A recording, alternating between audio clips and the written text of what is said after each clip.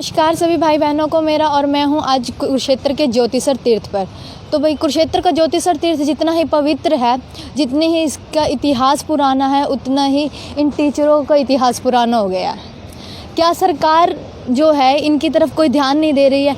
अब आप समझ नहीं पा रहे होंगे कि मैं किन टीचरों की बात कर रही हूँ। क्या ये विषय आप सामने ये बोर्ड पे देख सकते हैं। धरना प्रदर्शन जो पीजीटी संस्कृत के ज्वाइनिंग 2 के ऊपर किया जा रहा है, ये है आज का मुद्दा किस प्रकार का है कि 2015 में एक भर्ती निकली थी, जो कि बहुत पुरानी भर्ती हो चुकी है। आज की मानने तो कई दशक ऐसे हमारे कई ऐसी चीज़ें हुई हमारे साथ कि कई दशक बीत चुके थे। उसी प्रकार से ये भर्ती थी, 2015 में ये भर्ती निकली थी, लेकिन आज तक इसकी ज्वाइनिंग नहीं दी गई है।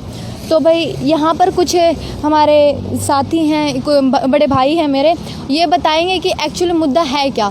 थोड़ा पास आ जाइए, मैं आपसे निवेदन करूँगी। तो भाई साहब, मुद्दा क्या है, आप मुझे क्लियर बताइए। मुद्दा ये है मैडम, हाँ जी, 28 जून 2015 को हमारी भर्ती निकली थी। 2016 में हमारा स्क्रीनिंग टेस्ट हुआ था। 2017 में हमारा डॉक्यूमेंट वेरिफिकेशन हुआ। 2018 में हमारा इंटरव्यू हुआ और 1 जनवरी 2019 को हमारा रिज़ल्ट आया। और रिज़ल्ट आने के बाद लगातार 2 साल के बाद भी हमें ज्वाइनिंग नहीं दी जा रही है। और कोर्ट बार बार सरकार के पास जब भी हम गुहार लेके जाते हैं, वो बार बार कोर्ट केस की दुहाई दे देती है हमें।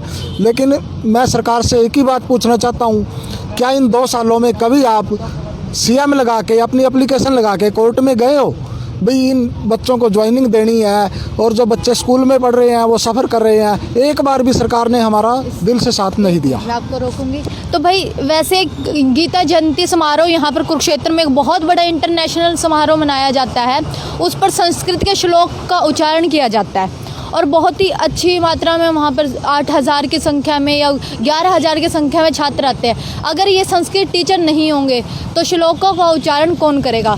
तो यहाँ पे मेरी कुछ बहनें हैं, उनसे बात करेंगे। वैसे तो सरकार कहती है कि बेटी बचाओ और बेटी पढ़ाओ, तो बेटियाँ बचा भी ली और ये पढ़ा भी ली। इन बेटियों का अब होगा क्या? मैं सरकार से जानना चाहूँगी कि इन बेटियों के लिए अब क्या करेंगे। ज्वाइनिंग तो आपने इनको दी नहीं, तो अब इन बेटियों का क्या किया जाए? तो इन बेटियों से ही जान लेते हैं कि इनकी जो ये समस्या है, इनको धरने के लिए मजबूर किया है सरकार ने, तो उसके बारे में जानेंगे कि श्लोक का उच्चारण आप कैसे करवाओगे। तो मैडम, आप जो अपनी समस्या यहाँ पर लेके आए हैं, धरने पर लेके आए हैं, सरकार ने एक मुहिम शुरू की थी, बेटी बचाओ बेटी पढ़ाओ। आपके पिताजी ने आपको पढ़ा भी दिया, बचा भी लिया। आप बताइए, इस सरकार से आप क्या गुहार लगाएंगे? मैं इस कुरुक्षेत्र के मैदान से सिर्फ ये बात कहना चाहती हूँ सरकार से कि ये दोनों चीज़ें हरियाणा में है कि एक तो यहीं से बेटी बचाओ बेटी पढ़ाओ उनका नारा दिया गया, लेकिन यहाँ ज़्यादा संख्या में संस्कृत की बेटियाँ, संस्कृत पढ़ाने वाली बेटियाँ ही हैं, लेकिन इनकी सरकार नहीं सुन रही। और दूसरा, हमें कृष्ण भगवान ने ये संदेश यहीं से दिया था संस्कृत का, और उसी संस्कृत की सरकार अवहेलना कर रही है। बार बार हम शांतिपूर्ण धरना कर रहे हैं, उसके बावजूद 2 साल से हमारी कोई सुनवाई नहीं कर रहे। तो हम उनसे हाथ जोड़ के ये कह रहे हैं कि हमारी सुनवाई करो, क्योंकि ये हरियाणा की धरती से ही बेटी बचाओ बेटी पढ़ाओ शुरू हुआ था और इसी से गीता का उपदेश यहीं से दिया गया था। तो हम सरकार से यहीं से यही कहना चाह रहे हैं कि हमारी कुछ सुनवाई करें। तो भाई देखिए, इन्होंने कितने पोलाइट तरीके से समझाया है कि ये गीता का उपदेश जो यहाँ से दिया गया था, संस्कृत भाषा से दिया गया था, उसमें ये जो समस्याएं हमारे सामने आ रही है, बेटी बचाओ बेटी पढ़ाओ, क्या रह गया है ये बेटी बचाओ बेटी पढ़ाओ? इंटरनेशनल लेवल पे संस्कृत पढ़ाई जाती है, हर एक देश में संस्कृत, सबसे कई देशों में कंपलसरी संस्कृत कर दी गई है। इनका क्या होगा भाई? ये भी विदेशों में चले जाएँ।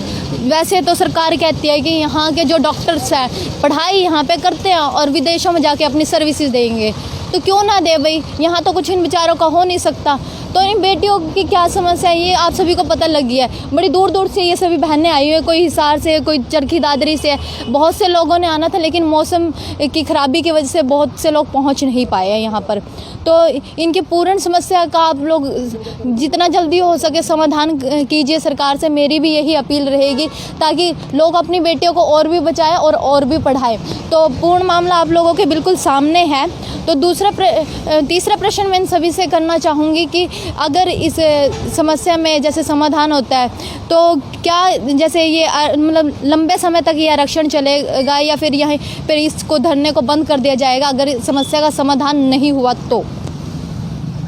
ऐसा है मैडम, अगर हमारी मांग को सरकार नहीं पूरा करती, हाँ जी। 16 तारीख को हमारी कोर्ट में हाँ जी, वो मुकदमे की डेट है, अगर हाँ जी। सरकार उसमें हमारी पूरी पैरवी नहीं करती तो आने वाली 17 तारीख से हम रेगुलर कहते हैं ना छद्म युद्ध करेंगे इनके साथ, कभी कुछ करेंगे कभी कुछ करेंगे। और गीता जयंती वाले दिन, जिस दिन गीता जयंती मनाई जाएगी उस दिन हम अपनी डिग्रियों को ब्रह्म सरोवर में फूकेंगे।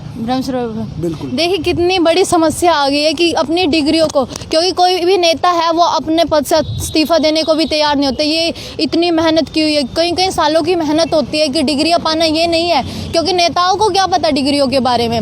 अगर कोई पढ़ा लिखा नेता है तो ही पता चले कि डिग्रियां होती क्या चीज़ है। उन बच्चों की इतनी मेहनत है वो उनको फूंक देंगे। तो इस पर सरकार क्या एक्शन लेती है ये सरकार ही जाने। आप लोग वीडियो को ज़्यादा से ज़्यादा शेयर करना ताकि सरकार तक कहीं ना कहीं ये गुहार जाए इन बेटियों की या इन भाइयों की, क्योंकि बेटियां ही नहीं ये भाई भी तो हैं, इनका भी तो किसी ने देखना है। एक बार कैमरा मैन से मैं कहूँगी कि वो पूरा का पूरा कैमरा घुमा के दिखाए कि कितने लोग यहाँ पर मौजूद है।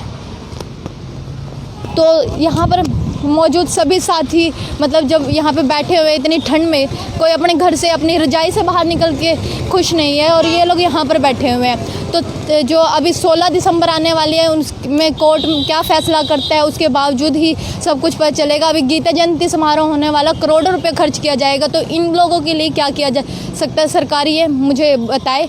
और ज़्यादा से ज़्यादा इस वीडियो को शेयर कीजिए। तब तक के लिए जय हिंद, भारत माता की जय।